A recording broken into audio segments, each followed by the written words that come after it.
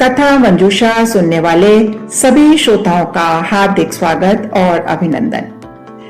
कथा मंजूषा के आज के अंक में कहानियों के पिटारे में से जो कहानी आज मैं आपके लिए लाई हूं, उसके लेखक हैं हिंदी साहित्य के प्रसिद्ध कहानीकार और उपन्यासकार श्री भगवती चरण वर्मा जी। भगवती चरण वर्मा जी ने यद्यपि कहानियां कम ही लिखी हैं, लेकिन उनकी गणना हिंदी के अग्रणी कथाकारों में की जाती है। तो लीजिए, प्रस्तुत है उनकी लिखी हुई यह सुप्रसिद्ध कहानी प्रायश्चित। अगर कबरी बिल्ली घर भर में किसी से प्रेम करती थी तो रामू की बहू से, और अगर रामू की बहू घर भर में किसी से घृणा करती थी तो कबरी बिल्ली से। रामू की बहू 2 महीने हुए मायके से प्रथम बार ससुराल आई थी। पति की प्यारी और सास की दुलारी 14 वर्ष की बालिका।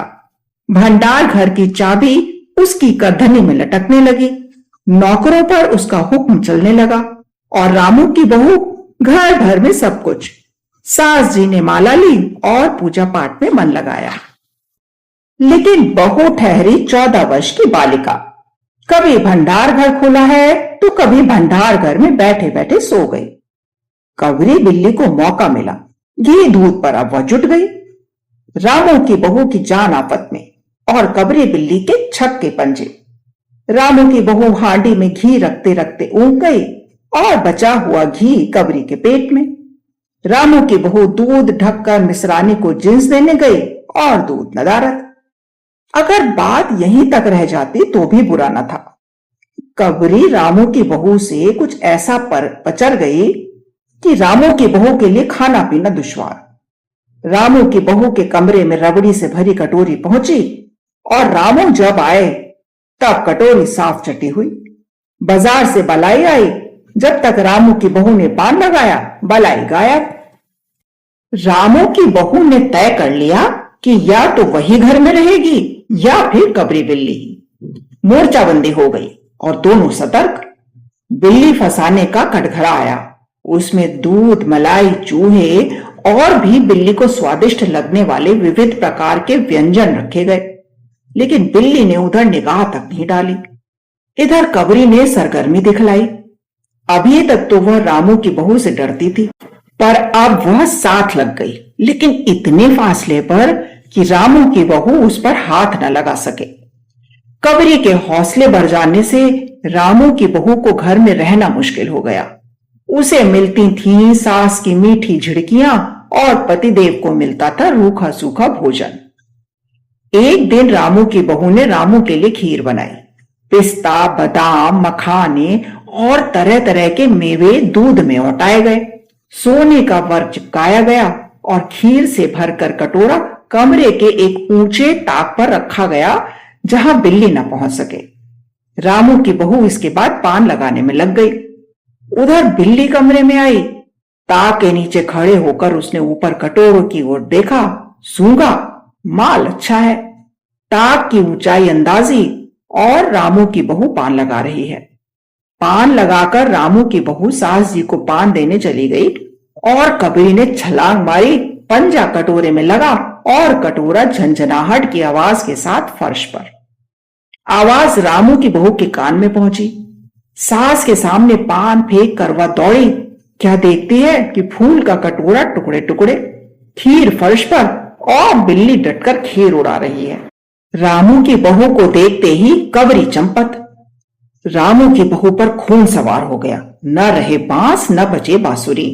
रामू की बहू ने कबरी की हत्या पर कमर कस ली। रात भर उसे नींद न आई। किस दांव से कबरी पर वार किया जाए कि जिंदा न बचे, यही बड़े बड़े सोचती रही। सुबह हुई और वह देखती है कि कबरी देहरी पर बैठे बड़े प्रेम से उसे देख रही है। रामू की बहू ने कुछ सोचा, इसके बाद मुस्कुराती हुई उठी। कबरी रामू की बहू के उठते ही खिसक गई। रामू की बहू एक कटोरा दूध कमरे के दरवाजे की देहरी पर रखकर चली गई। हाथ में पाटा लेकर वह लौटी तो देखती है कि कबरी दूध पर जुटी हुई है। मौका हाथ में आ गया। सारा बल लगाकर पाटा उसने बिल्ली पर पटक दिया। कबरी हिली न डुली, न चीखी न चिल्लाई। बस एकदम उलट गई। आवाज जो हुई तो महरी झाड़ू छोड़कर, मिसरानी रसोई छोड़कर और सास पूजा छोड़कर घटना स्थल पर उपस्थित हो गईं। रामू की बहू सिर झुकाए हुए अपराधिन की भांति बातें सुन रही है। महरी बोली, अरे राम, बिल्ली तो मर गई बाजी, बिल्ली की हत्या बहू से हो गई। ये तो बहुत बुरा हुआ। मिसरानी बोली, बाजी, बिल्ली की हत्या और आदमी की हत्या बराबर है। हम तो रसोई ना बनावेंगी जब तक बहू के सिर हत्या रहेगी। सास जी बोली, हाँ ठीक तो कहती हो। अब जब तक बहू के सिर से हत्या ना उतर जाए तब तक ना कोई पानी पी सकता है ना खाना खा सकता है। अरे बहू, ये क्या कर डाला?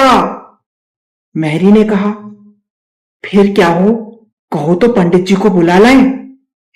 सास की जान में जान आई। अरे हाँ, जल्दी से दौड़ के पंडित जी को बुला ला। बिल्ली की हत्या की खबर बिजली की तरह पड़ोस में फैल गई।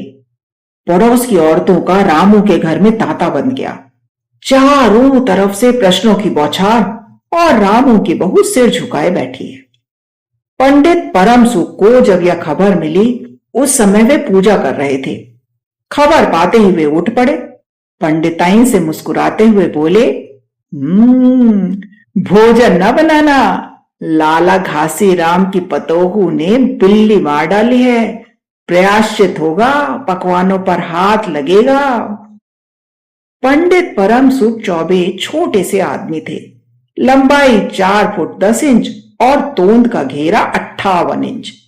चेहरा गोल मटोल, मूछें बड़ी बड़ी, रंग गोरा, चोटी कमर तक पहुंचती हुई। कहा जाता है कि मथुरा में जब पंसेरी खुराक वाले पंडितों को ढूंढा जाता था तो पंडित परम सुख को उस लिस्ट में प्रथम स्थान दिया जाता था।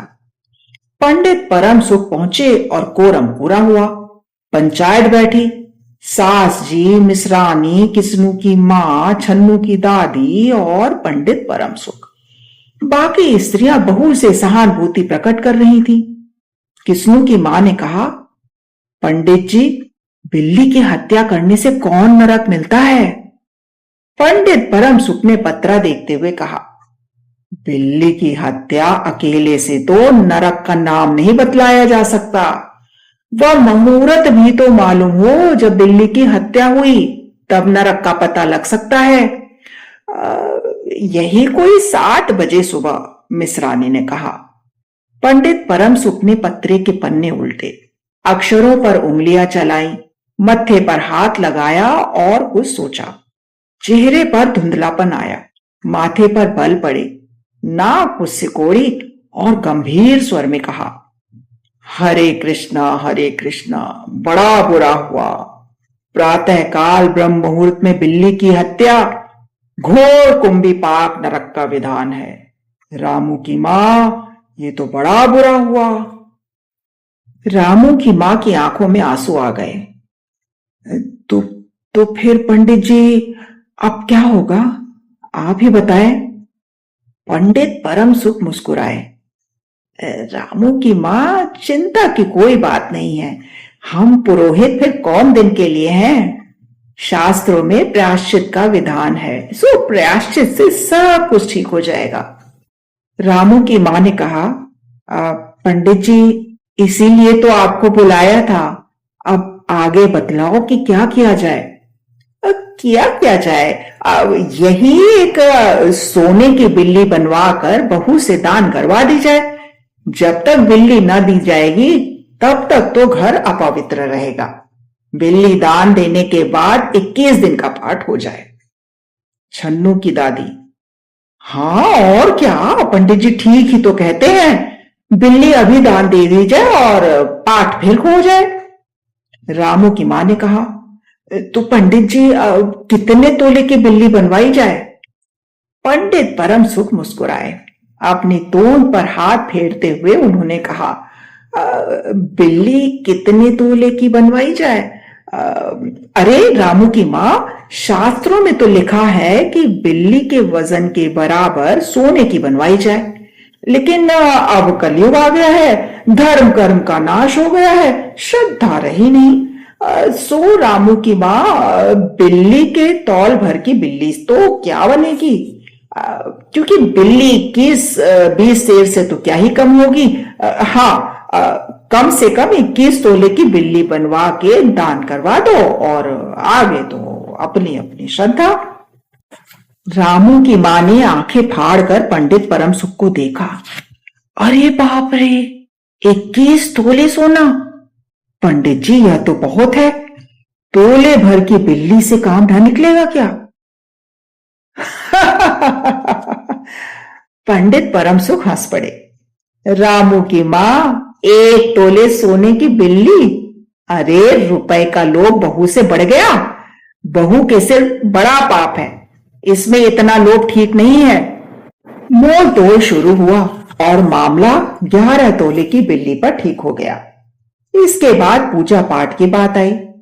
पंडित परम सुख ने कहा, उसमें क्या मुश्किल है, हम लोग किस दिन के लिए हैं रामू की मां, मैं पाठ कर दिया करूंगा। पूजा की सामग्री आप हमारे घर भिजवा देना। पूजा का सामान कितना लगेगा? अरे, कम से कम सामान में हम पूजा कर देंगे। दान के लिए करीब 10 मन गेहूं, 1 मन चावल, 1 मन दाल, मन भर तिल, 5 मन जौ और 5 मन चने, 4 पसेरी घी और मन भर नमक भी लगेगा। बस इतने से काम चल जाएगा। अरे बाप रे, इतना सामान! पंडित जी, इसमें तो 100-150 रुपया खर्च हो जाएगा। रामू की मां ने रुआसी होकर कहा, फिर इससे कम में तो काम नहीं चलेगा। बिल्ली की हत्या कितना बड़ा पाप है रामू की मां। खर्च को देखते वक्त पहले बहू के पाप को तो देख लो। यह तो प्रायश्चित है, कोई हंसी खेल थोड़े ही है। और जैसी जिसकी मर्यादा, प्रायश्चित में उसे वैसा खर्च भी करना पड़ता है। आप लोग कोई ऐसे वैसे थोड़े हैं। अरे, 100-150 रुपया आप लोग के हाथ का मैल है। पंडित परम सुख की बात से पंच प्रभावित हुए। किस्नू की मां ने कहा, पंडित जी ठीक तो कहते हैं, बिल्ली की हत्या कोई ऐसा वैसा पाप थोड़े है। नहीं, बड़े पाप के लिए बड़ा खर्च भी चाहिए। छन्नू की दादी ने कहा, और नहीं तो क्या, दान पुण्य से ही पाप कटते हैं। दान में पुण्य में किफायत ठीक नहीं। मिसरानी ने कहा, और फिर माँ जी, आप लोग बड़े आदमी ठहरे, इतना खर्च कौन आप लोगों को अखरेगा। रामू की मां ने अपने चारों ओर देखा, सभी पंच पंडित के साथ। पंडित परम सुख मुस्कुरा रहे थे। उन्होंने कहा, रामू की मां, एक तरफ तो बहू के लिए कुंभी पाक नरक है और दूसरी तरफ तुम्हारे जिम्मे थोड़ा सा खर्च है, सो उससे मुंह न मोड़ो। एक ठंडी सांस लेते हुए रामू की मां ने कहा, हाँ, अब तो जो नाच नचवाओगे सो नाचना ही पड़ेगा। पंडित परम सुख कुछ बिगड़ कर बोले, रामू की मां, यह तो खुशी की बात है। अब तुम्हें यह अखरता है तो ना करो, मैं चल। इतना कहकर पंडित जी ने पोथी पत्रा बटोरा। अरे अरे पंडित जी, रामू की मां को कुछ नहीं अखरता, बेचारी को कितना दुख है, बिगड़ो मत। मिसरानी, छन्नू की दादी और किस्नू की मां ने एक स्वर में कहा। रामू की मां ने पंडित जी के पैर पकड़े और पंडित जी ने अब जमकर आसन जमाया। और क्या हो, 21 दिन के पाठ के 21 रुपए और 21 दिन तक दोनों वक्त 5-5 ब्राह्मणों को भोजन करवाना पड़ेगा। कुछ रुक कर पंडित जी ने कहा, सो इसकी चिंता ना करो, मैं अकेले दोनों समय भोजन कर लूंगा और मेरे अकेले भोजन करने से 5 ब्राह्मणों के भोजन का फल मिल जाएगा। यह तो पंडित जी ठीक कहते हैं, पंडित जी की टोन तो देखो। मिसरानी ने मुस्कुराते हुए पंडित जी पर व्यंग किया। अच्छा, तो फिर प्रायश्चित का प्रबंध करवाओ रामू की मां। 11 तोला सोना निकालो, मैं उसकी बिल्ली बनवा लाऊं। 2 घंटे में तो मैं बनवा कर लौटूंगा, तब तक सब पूजा का प्रबंध कर रखो। और देखो पूजा के लिए। पंडित जी की बात खत्म नहीं हुई थी कि महरी हाँफते हुई कमरे में घुसी और सब लोग चौंक पड़े। रामू की मां ने घबरा कर कहा, अरे क्या हुआ री?